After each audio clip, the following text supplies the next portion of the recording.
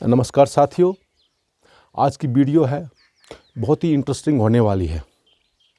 आज मैं आपको यह बताना चाहता हूँ कि जो हमारा युवा वर्ग है शहरों में 15-15 हज़ार 20-20 हज़ार की नौकरी कर रहे हैं। यदि वे गांव में आकर के 5-7 हज़ार का भी जुगाड़ कर दें या इनकम अर्जित कर दें तो यहाँ पर वे बेहतर ज़िंदगी व्यतीत कर सकते हैं, एक सम्मानपूर्वक ज़िंदगी व्यतीत कर सकते हैं। इसलिए अंत तक इस वीडियो में बने रहिए। बंधुओं, जो हमारे उत्तराखंड में पहाड़ी इलाकों से पलायन का जो एक समस्या है, उसका एक मुख्य कारण यह भी है कि हम लोग देखा देखी में अपने गांव को छोड़ रहे हैं। हम जब देखते हैं कि फला युवक शहर में जा रहा है, उसको अच्छी वहाँ नौकरी मिल रही है, शायद वह वहाँ का अच्छा जीवन व्यतीत कर रहा है, वहाँ बड़े शान शौकत से रह रहा है, परंतु वास्तविकता यह नहीं है। शहर में बहुत संघर्ष करना पड़ता है, नौकरी के लिए संघर्ष करना पड़ता है, जीवन के लिए संघर्ष करना पड़ता है और अन्य मूलभूत सुविधाओं के लिए भी संघर्ष करना पड़ता है।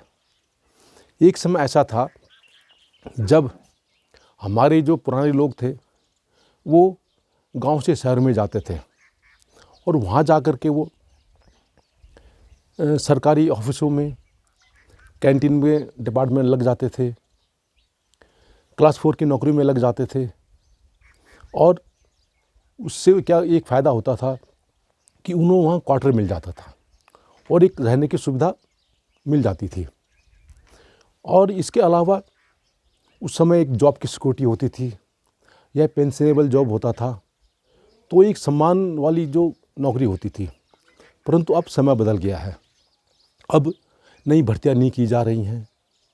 जो भी भर्तियां की जा रही है, चाहे वे कैंटीन सर्विसेज हो, क्लर्क हो, बाबू हो, क्लास 4 का कर्मचारी हो, सब ठेके पे की जा रही है। और ये जो ठेकेदार है वो 1 साल के लिए या 2 साल के लिए इन कर्मचारी को रखता है और कमीशन खाता है। और फिर इनकी कोई जॉब की गारंटी नहीं होती और इनकी जो तनख्वाह होती है वो 18 या 20 हज़ार से ज़्यादा नहीं होती है। और प्राइवेट सेक्टर में तो और भी बुरा हाल है। आप वहाँ शहर में रहते हैं तो आपका जो दफ्तर है वो कम से कम 15-20 किलोमीटर दूर तो होगा ही।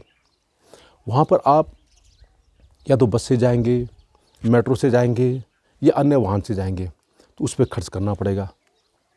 आप शहर में रहोगे तो आपको किराए में मकान लेना पड़ेगा, एक कमरा, किचन, लैट्रिन, बाथरूम, और कम से कम अपनी तनख्वाह का 1/3 हिस्सा तो आपको उस मकान को लेने में खर्च करना पड़ेगा। आप वहाँ बच्चों को पढ़ाएंगे, बच्चों को स्कूल में फ़ीस देनी पड़ेगी। अधिकतर शहरों में सरकारी स्कूल है ही नहीं, सब प्राइवेट स्कूल हैं और इन प्राइवेट स्कूलों में फ़ीस बहुत हाई फाई होती है। कम से कम 25-30 हज़ार प्रति माह से कम तो फीस है ही नहीं।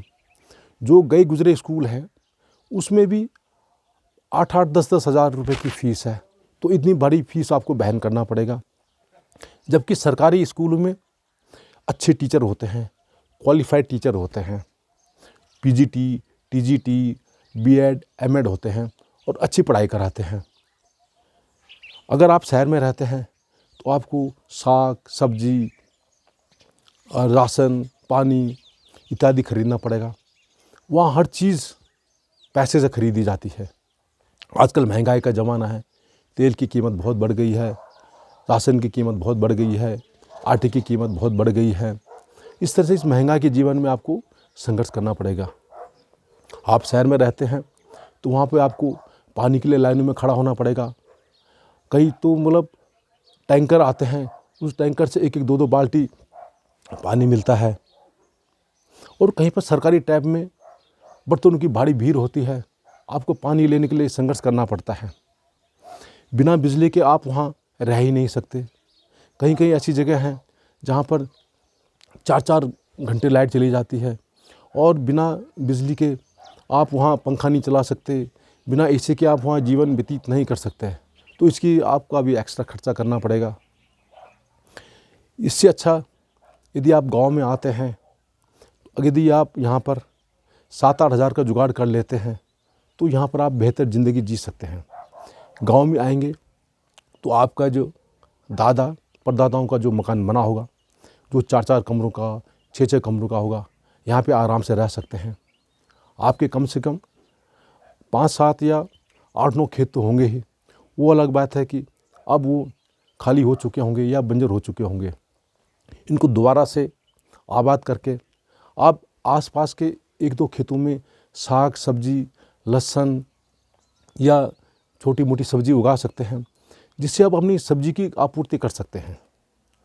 यदि आप थोड़ा मेहनत करें तो आप यहाँ पे गाय भैंस पाल सकते हैं, क्योंकि अब घास आसानी से उपलब्ध हो जाता है। और क्यों आसपास में जितने भी खेत हैं वो खाली पड़े हुए हैं, वहाँ पर अब घास के अलावा कुछ नहीं उगती हैं। इसके अलावा यहाँ पे पेड़ पौधे भी बहुत हैं, हरे घास आपको आराम से मिल सकती है।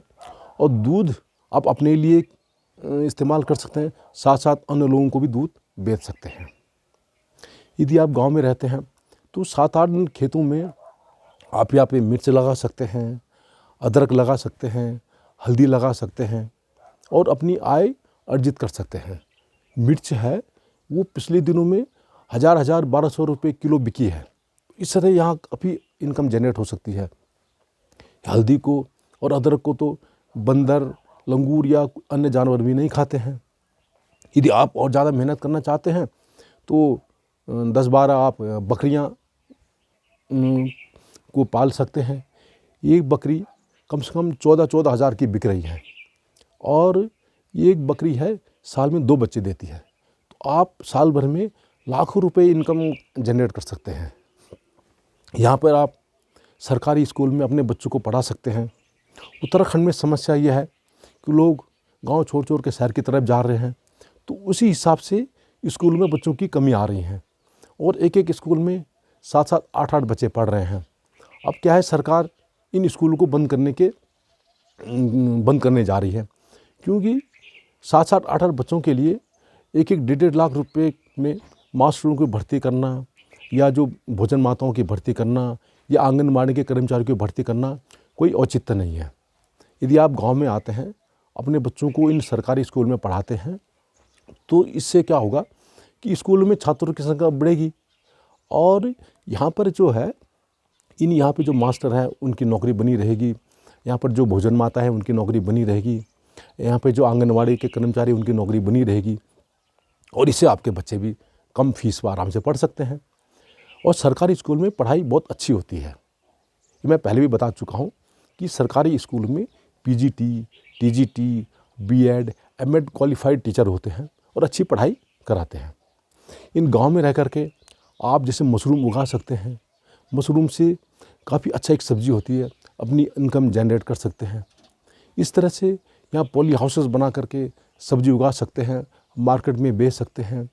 सरकार की कई योजनाएं हैं युवाओं को स्वरोजगार दिलाने के लिए, स्वावलंबन के लिए और अपने पाँव पे खड़ा करने के लिए। तो साथियों, यदि आप गांव में रहते हैं तो यहाँ की सुविधा के लिए आप संघर्ष कर सकते हैं, अपने अधिकार के लिए लड़ सकते हैं। जैसे यहाँ की कई समस्याएं हैं, अस्पतालों में जैसे कई व्यवस्थाएं नहीं हैं, वहाँ पे एक्सरे की मशीन नहीं है, अल्ट्रासाउंड की मशीन नहीं है, कई तरह की जो हमारे टेस्ट होते हैं, ब्लड शुगर या बीपी इत्यादि की यहाँ सुविधाएं नहीं है, प्रयोगशालाएं नहीं हैं। आप यहाँ पे एजुकेशन के लिए, अच्छी शिक्षा के लिए संघर्ष कर सकते हैं। गांव में रह कर के आप यहाँ सड़कों के लिए, अपना सुविधाएं के लिए आवाज़ उठा सकते हैं, यहाँ के गांव के विकास के लिए आवाज़ उठा सकते हैं। तो मेरा कहने का मतलब ये है, यदि आप शहर में 15,000 या 20,000 की नौकरी कर रहे हैं तो इससे बेहतर ये है आप गांव में आइए, कम से कम 5-7 हज़ार का यहाँ पे जुगाड़ आप आराम से कर सकते हैं और यहाँ पे एक सम्मानपूर्वक ज़िंदगी जी सकते हैं, एक आत्मनिर्भर ज़िंदगी जी सकते हैं और अपने बच्चों को भी अच्छी ज़िंदगी दे सकते हैं। यदि आप इतना भी नहीं कर पाए तो यहाँ पे आजकल बीपीएल की भी बहुत अच्छी सुविधा हो रही है, जिसके अंतर्गत मतलब राशन, पानी, चावल इत्यादि आराम से मिल जाता है और आप यहाँ पर एक सम्मानपूर्वक जीवन जी सकते हैं। गांव की ज़िंदगी इन शहर की ज़िंदगी से बेहतर है। यहाँ पर पोल्यूशन फ्री है, शुद्ध वातावरण है और शुद्ध पानी है। यदि आपको मेरा ये वीडियो पसंद आए इसे ज़रूर लाइक कीजिए, शेयर कीजिए और सब्सक्राइब कीजिए। नमस्कार।